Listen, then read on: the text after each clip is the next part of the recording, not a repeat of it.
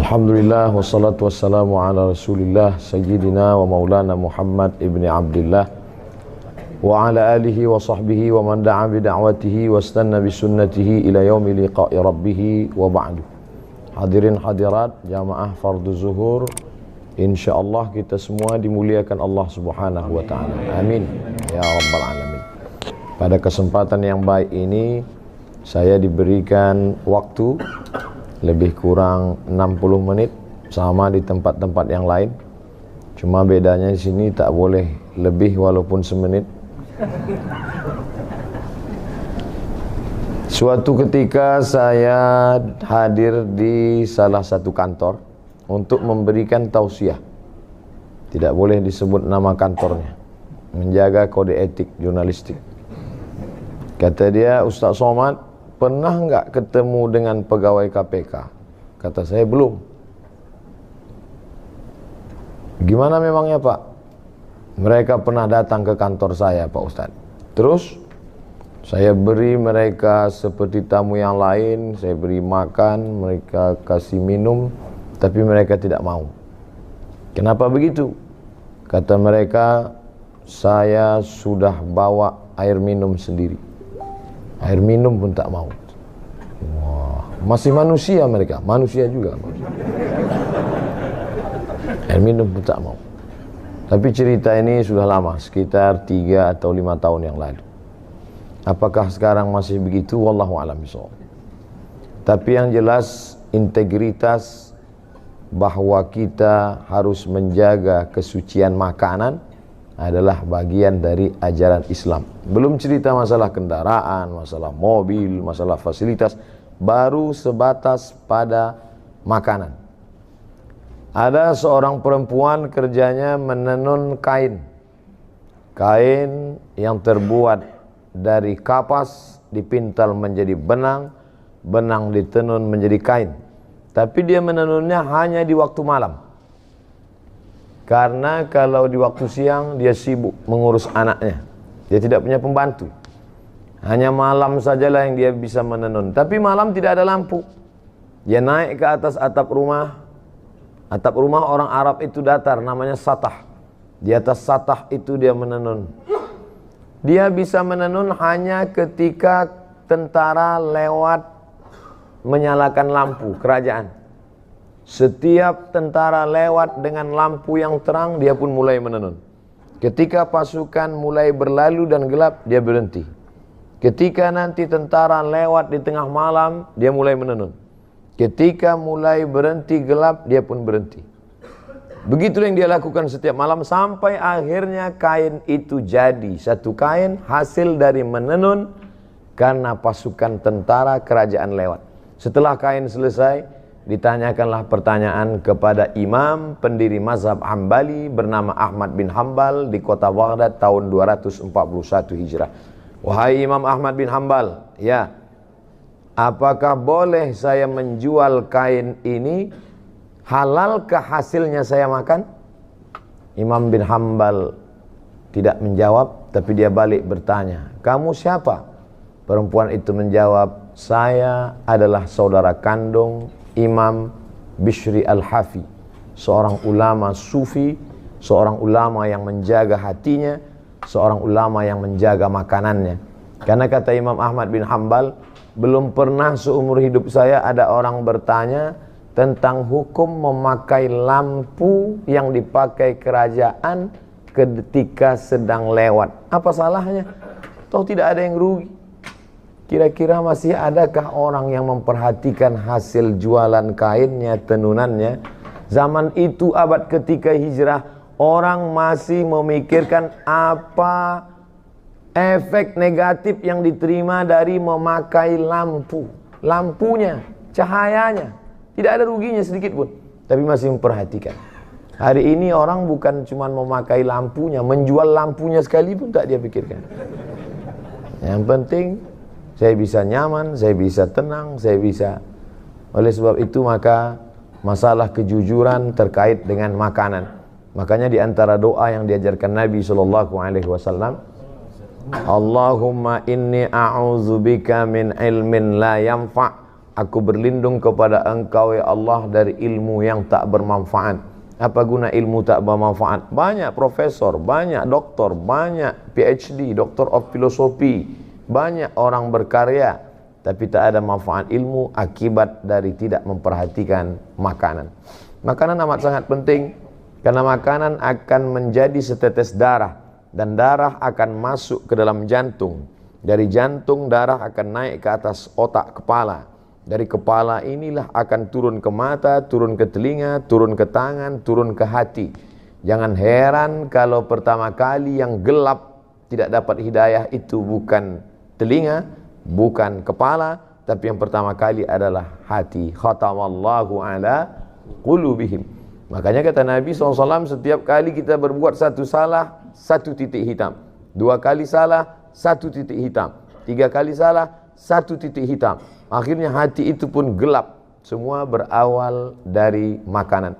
Makanya kata Nabi SAW, jaga makananmu takun mustajabud da'wah. Ihfaz mat'amak takun mustajabud da'wah. Jaga makananmu, maka engkau akan menjadi orang yang amat sangat dikabulkan doanya. Seseorang kata Nabi SAW yang rambutnya kusut berdebu. Kenapa rambutnya kusut berdebu? Karena dia tidak mandi. Kenapa dia tidak mandi? Dia takut kalau sampai dia mandi rambutnya gugur dan dia bayar dam. Karena saat itu dia sedang pakai kain ihram. Kain ihram di tanah haram dalam keadaan umrah, mengangkat tangan di tepi Ka'bah. Tapi kata Nabi, doanya tidak dikabulkan Allah. Mengapa doa tidak dikabulkan Allah? Ada 4 sebab. Yang pertama, mat'amuhu haram, makanannya haram.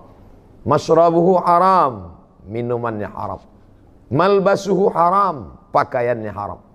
Wa ghudhiya bil haram, diberi, disuap makanan haram.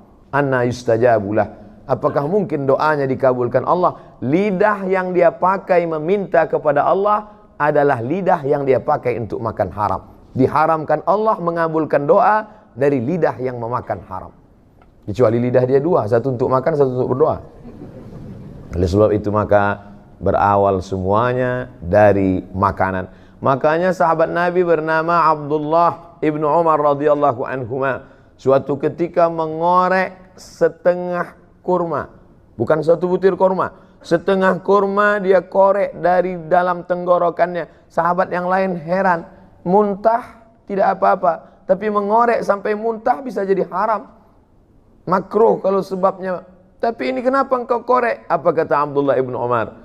Tadi aku makan satu kurma, setelah itu aku makan sebelah, yang satu masih tertahan.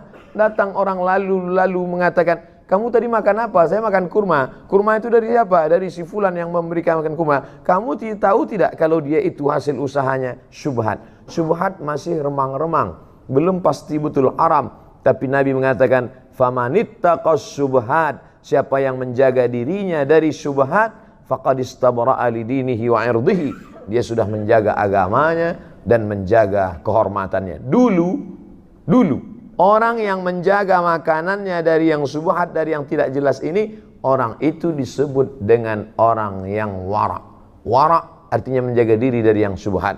Takwa menjaga diri dari yang haram. Dulu kalau ada orang mengatakan, tadi baru saja ada orang datang membawa uang kemari dan saya menolaknya, orang itu akan dikatakan kamu adalah orang dua, wara atau takwa. Hari ini kalau kita berkata tadi ada orang membawa harta yang banyak tapi saya tidak mau, saya tolak, maka sepakat teman-teman kita akan berkata kamu adalah orang yang bodoh. Kenapa tidak diambil? Itu haram saudaraku. Aku tidak ingin merusak doaku, lidahku. Itu memang haram, tapi kita keluarkan saja 2,5% jadi halal toh. Dia bahkan tahu bagaimana cara membersihkannya. Itu memang haram, brother. Tapi kalau kita pergi ke umroh, kita nangis di pintu Ka'bah, selesai. Menangis di pintu Ka'bah, ya Rab, ya Allah, ya Allah. Bagaimana mungkin memberikan sesuatu yang haram? Berapa banyak orang yang sampai ke tanah suci berharap kepada ampunan Allah. Labbaik Allahumma labbaik, labbaik la syarika lak labbaik. Apa jawab malaikat? La labbaik wala sa'daik. Kau tidak dapat haji mabrur, umrahmu tidak diterima. Kenapa begitu? Zaduka haram, karena kau berangkat dengan uang haram. Apa sebetulnya judul ceramah Ustadz Zuhur ini? Yaitu berangkat dari pegawai KPK tidak mau kasih minum tadi. Dia bawa air minum. Saya lupa, kalau saya tahu saya bawa juga air minum dari rumah. Saudara yang dimuliakan Allah Subhanahu wa taala, hari ini yang paling mahal adalah integritas. Hari ini yang paling mahal adalah harga diri. Betapa banyak orang menjual harga dirinya karena ada yang lebih mahal dalam diri dia, dunia. Sedangkan kita mengatakan dunia beserta isinya hanyalah setengah sayap nyamuk. Begitu Nabi SAW mengajarkan. Berapa banyak orang berebut sayap nyamuk, berapa banyak orang mencari sesuatu hanya sayap nyamuk. Makanya orang beriman itu melihat dunia ini kecil saja. Kalau dapat tidak terlalu bahagia, karena yang dia dapat hanya setengah sayap nyamuk. Dan kalau tidak dapat pun tidak terlampau sedih, karena yang hilang itu pun setengah sayap nyamuk. Tapi kadang kita bisa kan mengomongkannya saja. Ketika sampai kita alami, ternyata setengah sayap nyamuk itu sebesar setengah sayap Boeing bagi kita. Setengah sayap nyamuk, itulah digambarkan Nabi SAW. Dalam perumpamaan lain Nabi mengatakan, celupkan ujung jarimu ke tengah samudra, falyanzur bima yarji, angkat pandang apa yang melekat di ujung jari. Apa yang menempel di ujung jarimu, itulah dunia. Setetes, dua tetes. Apa yang tinggal, itulah akhirat beserta isinya. Jadi kalau ada orang terlampau mengejar dunia, maka dia hanya mengejar setetes. Kalau terlampau bahagia, bangga, sombong pada yang setetes. Tapi kalau dia sanggup mengatakan itu, aku tidak apa-apa, karena yang dapat itu juga setetes. Andai tidak dapat pun tidak terlampau sedih, karena yang hilang pun juga setetes. Tapi saya tidak ingin setelah kajian ini lalu semuanya meninggalkan dunia. Rapat pegawai KPK, gimana visi misi kita ke depan? Mohon maaf Bapak pimpinan, ini hanya setetes ini semua. Bukan itu yang saya maksud. Bagaimana mengecilkan dunia sehingga yang besar hanya Allah. Bagaimana melihat manusia ini semuanya kecil, jabatan, kekuasaan, harta benda, yang besar adalah Allah. Di sini kita membesarkan Allah, di sini kita mengagungkan Allah. Yang kita angkat kedua tangan sambil berkata, semuanya kecil, hanya Engkau saja yang besar. Allahu Akbar. Di sini di awalnya semuanya kita serahkan pada Allah. Inna salati wa nusuki wa mahyaya wa mamati lillah. Sebelum salam itu kita ulang sekali lagi, 4 kita serahkan pada Allah.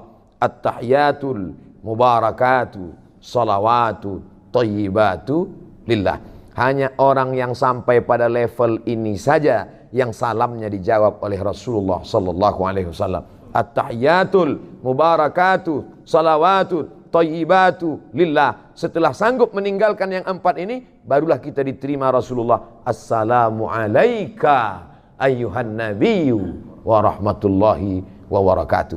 Jangan ucapkan salam pada Nabi sebelum kau sanggup mengesampingkan 4. At-tahiyatul, puja-puji, keagungan.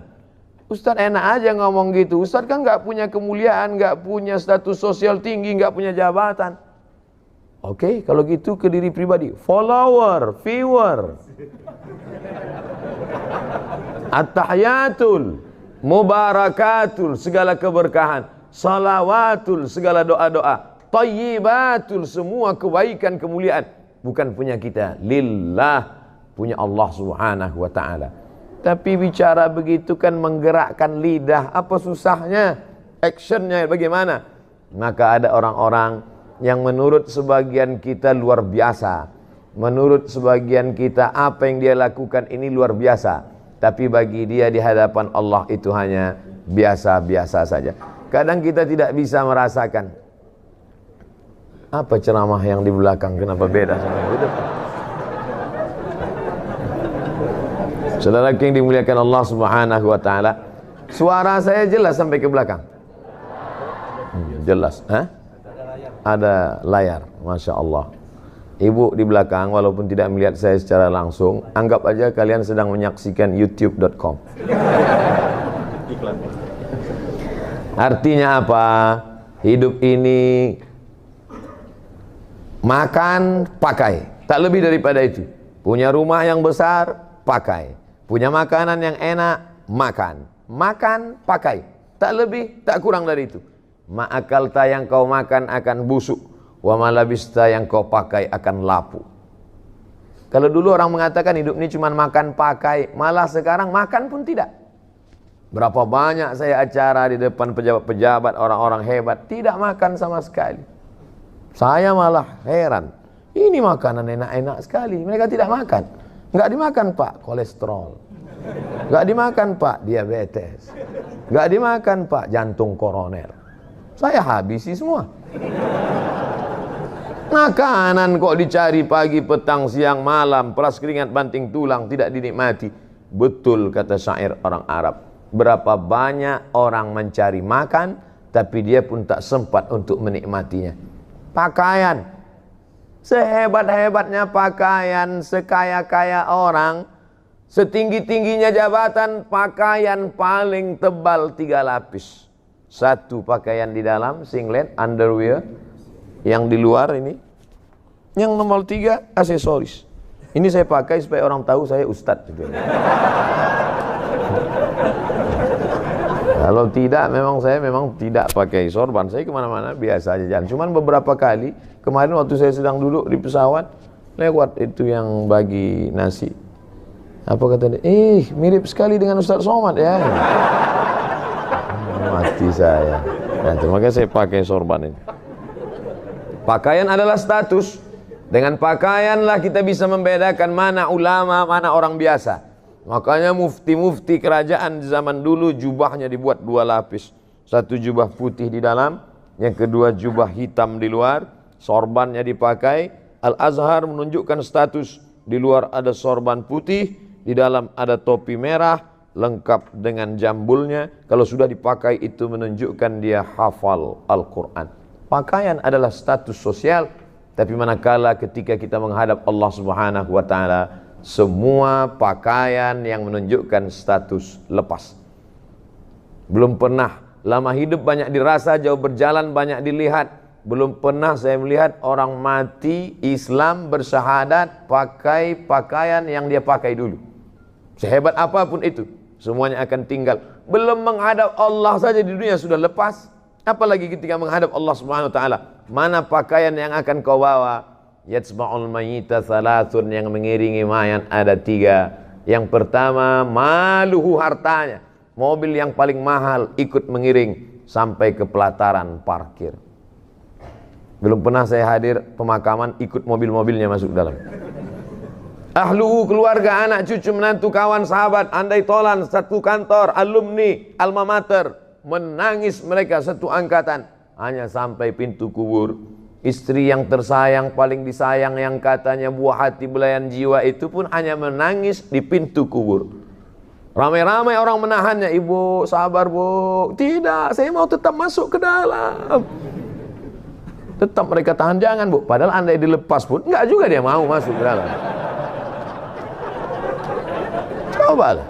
Saya beberapa kali itu saya perhatikan, begitu semangatnya mereka menahan, jangan. Saya diamin aja, biarin aja, nggak akan masuk dia ke dalam. Kita tahu kok itu action aja.